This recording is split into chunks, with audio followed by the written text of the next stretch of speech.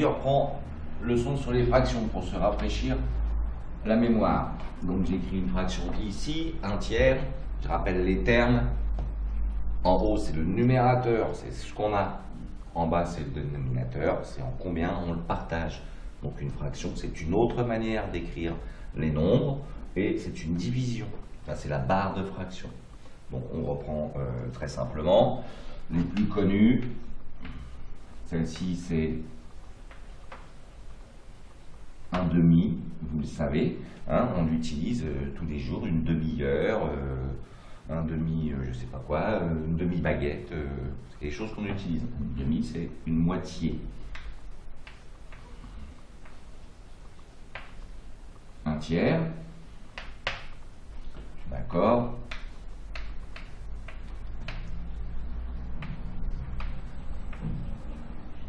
Un quart qu'on utilise aussi, un quart c'est 1 coupé en 4, donc un quart d'heure, ça va être une heure coupé en 4, on l'utilise assez souvent, on l'utilise en cuisine aussi. On retiendra bien un demi, un tiers et un quart pour toutes les autres fractions. Après on dira à partir d'un quart, on dira une chose avec IM, un cinquième par exemple, un dixième, etc., ainsi de suite. Un vingtième, un centième, un cinquante millième, tout ce qu'on veut.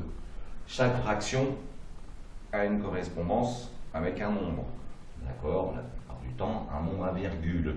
On pourrait dire qu'un demi est égal à 0,5. Ceci et ceci, c'est exactement la même chose. C'est juste deux manières de l'écrire et de le dire. Un tiers, on l'utilise moins, mais ça serait 1 coupé en 3, vous savez, la division qui ne s'arrête jamais, on peut dire que ça fait 0,33, et un quart qui est plus utilisé, c'est 0,25. Voilà, ça, il faut le savoir, la valeur de ces fractions-là. Un dixième, on va l'utiliser souvent aussi, il y a 0,1, c'est 1, coupé en 10, et ça donne comme résultat 0,1. Ça, c'est clair. On avait vu aussi, et rappelez-vous, c'est très important, quand je regarde une fraction, et on va me demander dans l'année, ou on va me demander au collège, de savoir à peu près à quel nombre ça correspond, vous regardez le numérateur et le dénominateur. Et je refais ma leçon que j'ai déjà faite. Si le numérateur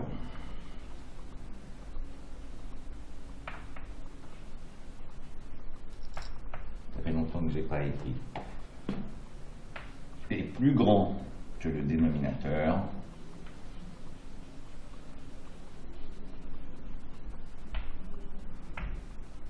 alors ma fraction est plus grande que 1.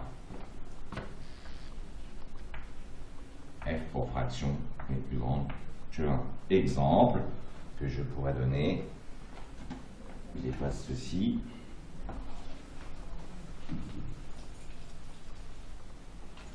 Exemple,